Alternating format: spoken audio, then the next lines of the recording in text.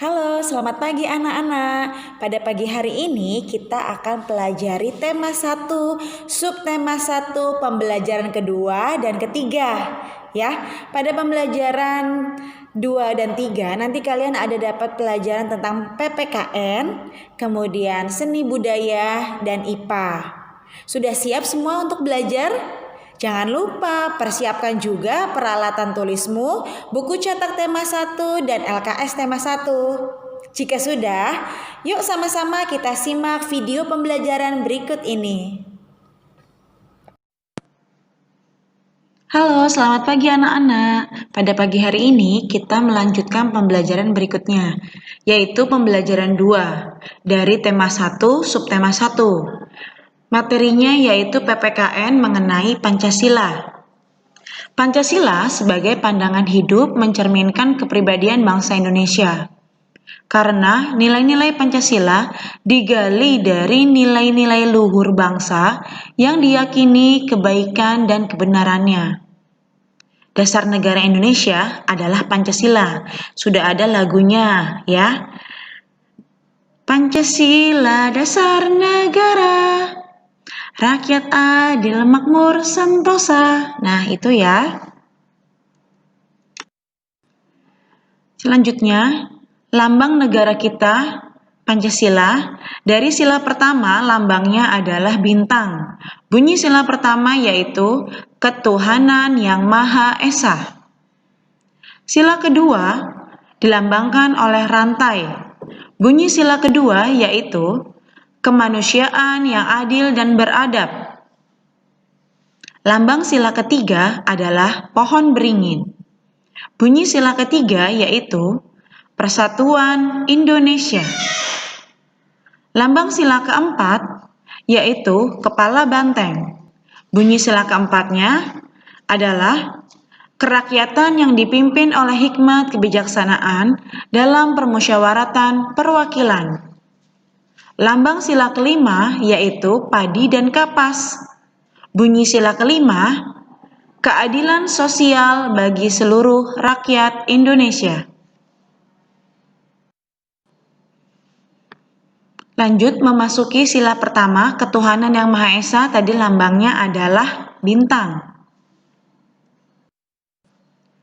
Nilai-nilai yang terkandung dalam sila ke-1 Pancasila antara lain, yang pertama, keyakinan adanya Tuhan yang Maha Esa dengan sifat-sifatnya yang maha sempurna. Yang kedua, takwa terhadap Tuhan dengan cara menjalankan semua perintahnya dan menjauhi semua larangannya. Yang ketiga, saling menghormati dan toleransi antar pemeluk agama yang berbeda. Yang keempat, kebebasan menjalankan ibadah sesuai agama dan kepercayaannya. Yang kelima, kerukunan antar umat beragama.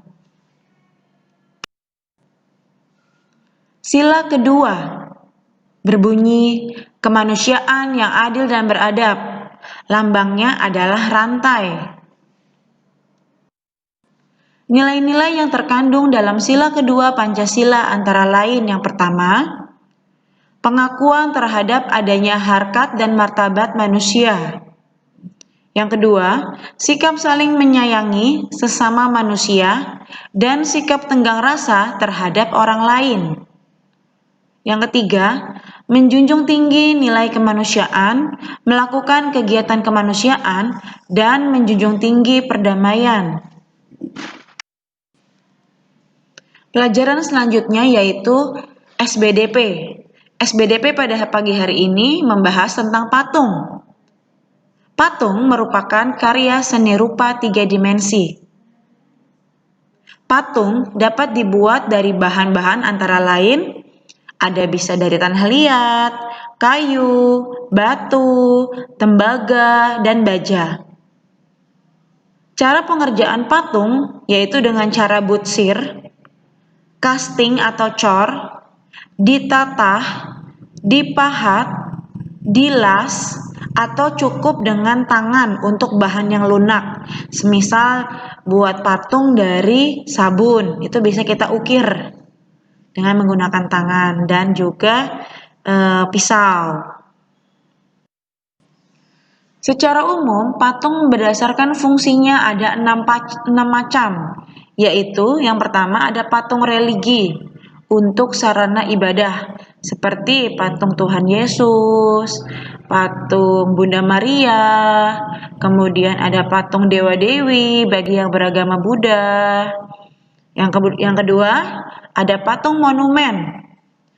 Patung monumen ini untuk memperingati atau mengenang peristiwa bersejarah atau jasa seseorang pahlawan di masa lampau.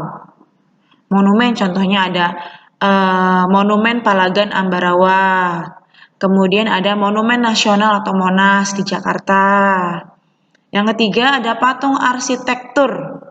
Patung arsitektur ini digunakan untuk menunjang dalam konstruksi bangunan dan bernilai estetika atau keindahan. Semisal kalau di Kota Tangerang ini ada itu di gerbang masuk Citra Raya. Nah, itu ada patung arsitekturnya untuk konstruksi bangunan.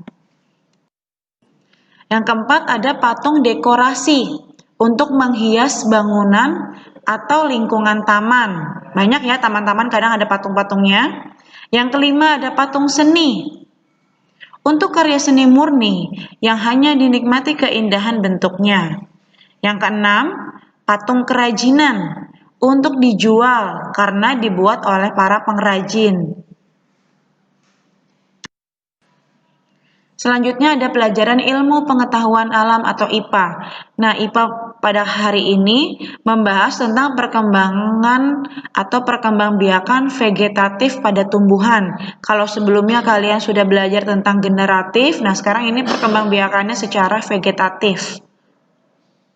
Perkembangbiakan tumbuhan secara vegetatif adalah perkembangbiakan tanpa melalui perkawinan, berarti tidak ada penyerbukan ya. Kalau kemarin perkembangbiakan secara generatif itu secara kawin, kalau yang vegetatif tanpa melalui perkawinan. Perkembangbiakan vegetatif dilakukan dengan cara menggunakan bagian tubuh induknya. Untuk selengkapnya kita lihat yang berikutnya ya. Ada 2 macam perkembangbiakan vegetatif, yaitu yang pertama ada perkembangbiakan vegetatif alami. Pengertiannya adalah perkembangbiakan tidak kawin dan tanpa bantuan manusia. Yang kedua, perkembangbiakan vegetatif buatan, yaitu perkembangbiakan dengan cara atau sengaja dilakukan oleh manusia supaya menghasilkan bibit yang lebih unggul atau buah yang lebih cepat, yang lebih matang, yang lebih manis. Cara perkembangbiakan vegetatif alami antara lain yang pertama dengan umbi. Ini vegetatif alami ya, dia dengan umbi sendiri. Umbi itu adalah bagian tanaman yang menggembung dan tertanam di dalam tanah. Perkembangbiakan dengan umbi ada 3 jenis, yaitu yang pertama ada umbi lapis, contohnya adalah bawang merah, bawang bombay. Kemudian yang kedua ada umbi batang, contohnya adalah kentang. Yang ketiga adalah umbi akar, contohnya adalah wortel. Nah, ini contohnya ya, ada kentang, bawang merah, wortel. Selanjutnya perkembangan vegetatif alami secara geragih. Dengan cara geragih itu berarti batang yang merambat di atas atau di bawah tanah. Ya, geragih disebut juga dengan stolon. Contohnya, contoh tumbuhannya ada pegagan, stroberi, arbe, dan semanggi. Ini yang di atas permukaan tanah atau yang di permukaan tanah. Kemudian ada rumput teki. Rumput teki ini yang menjalar di permukaan tanah juga. Selanjutnya ada dengan akar tinggal. Akar tinggal juga vegetatif secara alami, yaitu rizoma. Rizoma ini adalah batang yang terdapat di dalam tanah. Biasanya untuk obat-obatan dan juga bumbu dapur. Contoh akar tinggal itu ada jahe, kunyit, temulawak, lengkuas, dan kencur. Ini contohnya ya, di contoh geragih atau stolon. Kemudian ada contohnya jahe, umbi akar, maaf. Kemudian ada lengkuas, temulawak, dan kunyit. Selanjutnya menggunakan vegetatif alami ada spora. Contohnya adalah tumbuhan paku, lumut, dan jamur. Selanjutnya ada tunas. Tunas ini juga masih vegetatif alami.